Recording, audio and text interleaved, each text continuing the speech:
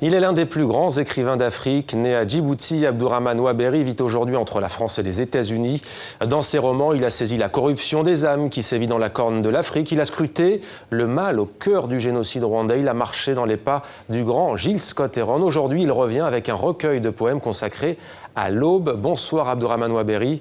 Bonsoir. C'est un plaisir de vous recevoir. Vous êtes l'auteur de ce recueil de poèmes intitulé « Mon nom est Aube ». C'est aux éditions Vendailleurs. C'est votre deuxième recueil de poésie. Pourquoi avoir opté à nouveau pour ce genre littéraire ?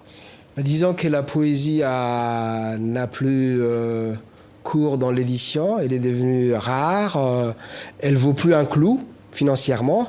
Et donc, c'est le moment d'aller la chercher parce que moi, j'aime bien prendre des chemins de traverse et un peu faire les choses à l'envers. Donc, la poésie, elle m'a toujours accompagné. J'ai la cachée dans la prose. Mais il m'a semblé, peut-être à l'aube de ma propre maturité, retourner à ces chants et à cette élévation qui est propre à la poésie.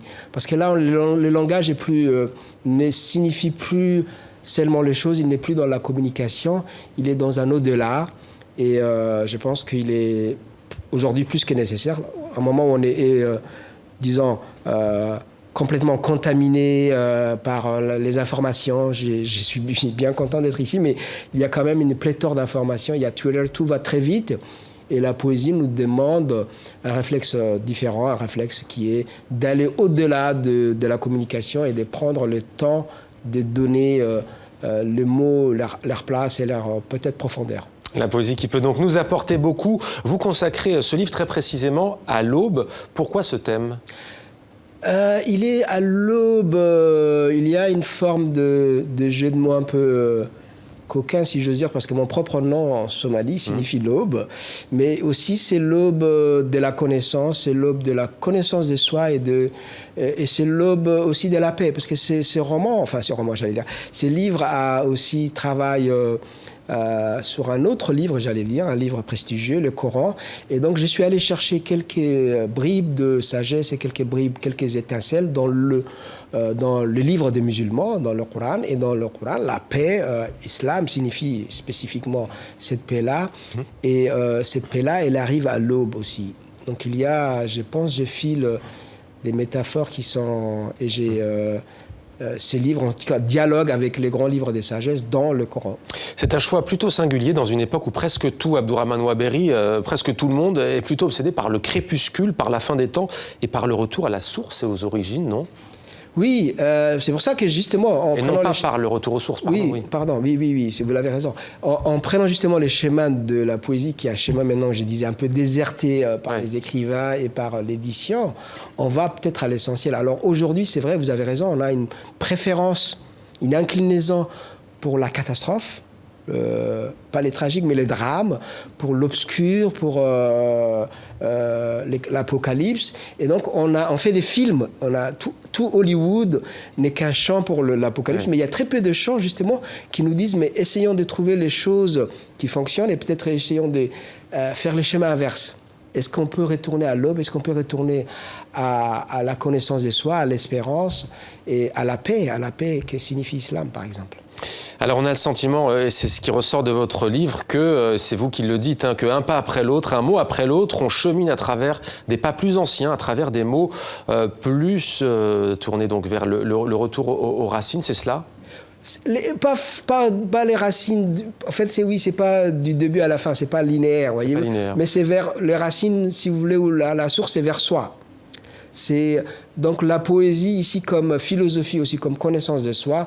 Pas seulement comme on nous a appris des vers, des alexandrins, et faire un espèce d'exercice phonique et phonique, mais la poésie comme philosophie au sens classique du terme, c'est-à-dire vers une connaissance de soi et de l'autre. Donc c'est en se connaissant qu'on connaît mieux l'autre aussi.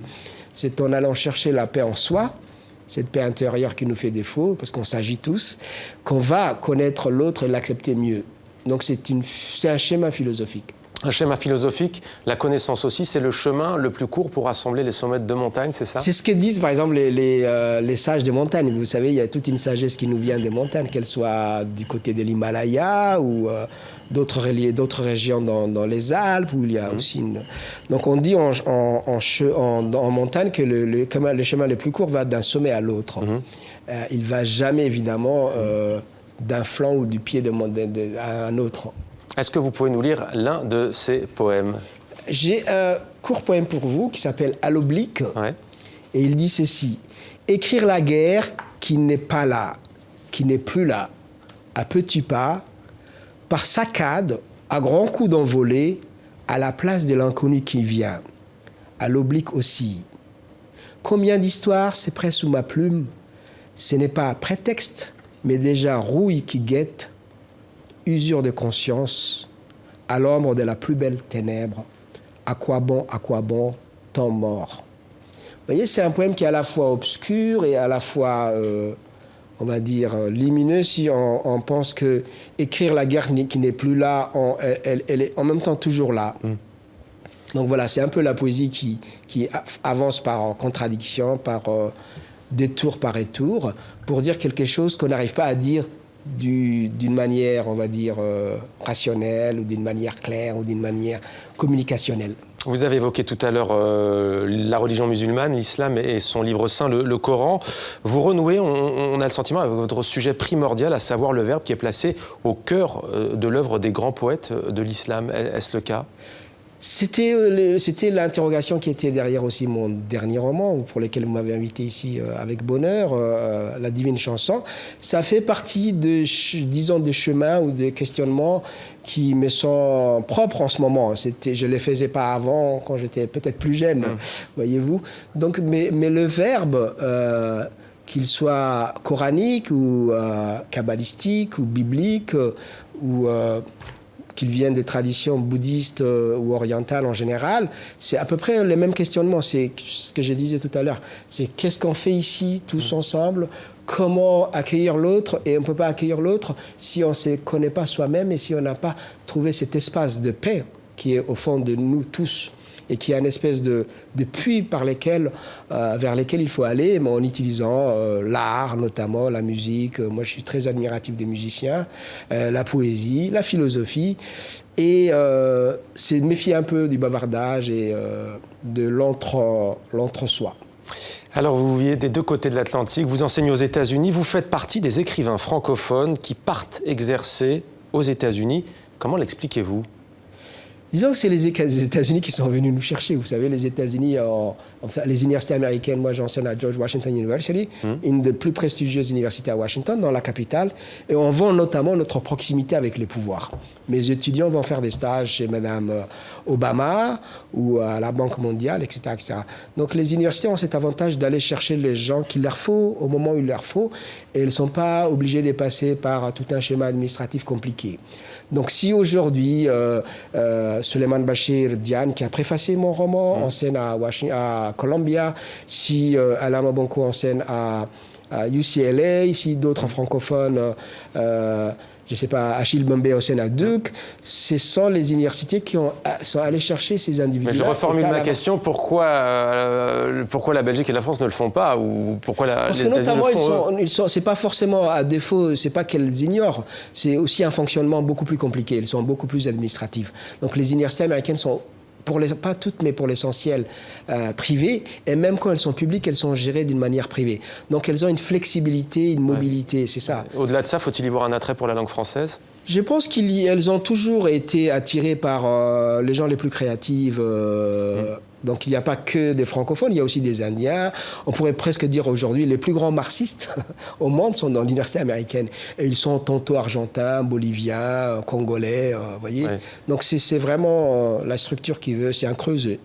Alors vous avez quitté Djibouti, votre pays natal, à une époque où vous étiez considéré comme un opposant à Ismaïl Omar Guelleh, qui est toujours président aujourd'hui. Cela fait 7 ans que vous n'êtes pas retourné à Djibouti. Comment viviez-vous votre statut d'écrivain dans un pays dirigé par un régime autoritaire? Alors on a parlé tout à l'heure, il y a 2 minutes, le Congo, mais ce qui a été dit sur Sassou Nguesso pourrait s'appliquer aussi sur Ismaïl Omar Guelleh. C'est une dictature familiale, j'allais pas dire ethnique, clanique, puisque chez nous c'est plutôt par clan, qui n'a pas changé depuis depuis que Djibouti existe, depuis presque 40 ans bientôt. Avant Ismaïl Omar Guelleh, on avait son oncle, carrément son oncle, hein, et aujourd'hui, les choses sont pires. Au-delà de ça, ce qui est le plus problématique, c'est le fait que des pays entiers soient au service d'un homme, au service d'une famille, et qu'on sacrifie des millions et des millions de gens. Voyez, tout à l'heure, j'en parlais de poésie, et on parlait du fait d'avoir une paix en soi pour aller... justement, si Sassou Nguesso, si Ismaïl Omar Guelleh appliquaient ces chemins-là, ils seraient en paix avec eux-mêmes, et ils n'emmerderaient pas, pardon les mots, mais ils n'embêteraient pas des millions de leurs compatriotes. Justement, que peut la littérature, alors, dans ces pays où on a des statu quo comme le Congo-Brazzaville ou le vôtre, Djibouti, pour ne citer que? Dans un premier temps, la littérature, les arts peuvent mobiliser les gens et suggérer aux gens d'aller combattre pour leur propre dignité, recouvrer leur propre dignité. Donc de ce point de vue-là, le poète, l'artiste, c'est quelqu'un qui met au plus haut sommet, moi si j'ai une seule morale, c'est la morale de la dignité. Tout homme, tout individu, on peut l'expliquer même pour des raisons religieuses, parce qu'il a été créé par un créateur, a une pleine dignité. Et un dictateur ou un président ou un homme politique qui prend la dignité des gens et qui les met à son profit, c'est déjà quelque chose de sacrilège au sens des créations. Hein. C'est presque une insulte à la création divine. Le monde vous semble-t-il suffisamment concerné par ces problématiques qui touchent les pays, qu'ils soient en Afrique ou ailleurs, sur d'autres continents, dirigés d'une main de fer Non, le monde, ce qu'on appelle le monde, vous voyez, il y a maintenant du local, donc il y a du global. Donc, par exemple, la France, tout à l'heure, on parlait de l'exemple du Congo. La France, aujourd'hui, moi, j'ai combattu et j'ai la dictature de Guelleh et j'ai croisé plein de gens, des officiels, qu'ils soient de la présidence ou des affaires étrangères, ils vous disent quelque chose, mais au bout d'un moment, à la fin, finalement, c'est la réelle politique qui prédomine. Mais ce qu'il faudrait, c'est que, et dans ce cas-là, c'est pas le monde, c'est la France, mais il faut persister et combattre et démontrer par A plus B que prendre la dignité des gens pour les profits d'un seul individu, c'est contre nature. C'est même pas de la politique, c'est contre-naturel. Et donc, d'une manière ou d'une autre, ça va se retourner contre. C'est-à-dire, aujourd'hui, Ismaïl Omar Guelleh, c'est celui qui met en danger la paix à Djibouti. Comme Sassou Nguesso, c'est celui qui met en danger la paix au Congo. Ce ne sont pas les opposants congolais, c'est les dictateurs congolais qui mettent en danger. Donc, des puissances, pour Djibouti, c'est la même chose que des puissances comme la France, les États-Unis, le Japon, la Chine, s'acoquinent avec ces gens-là, ils mettent en danger leurs propres intérêts. Et d'un point philosophique et politique, c'est contre-naturel. Merci beaucoup, Abdourahmane Ouaberi, d'être venu sur notre plateau. Mon nom est Aube, édition Vendailleurs. C'est donc le titre de votre nouveau recueil de poèmes. Merci beaucoup. Merci à vous. Sur TV5 Monde. Merci.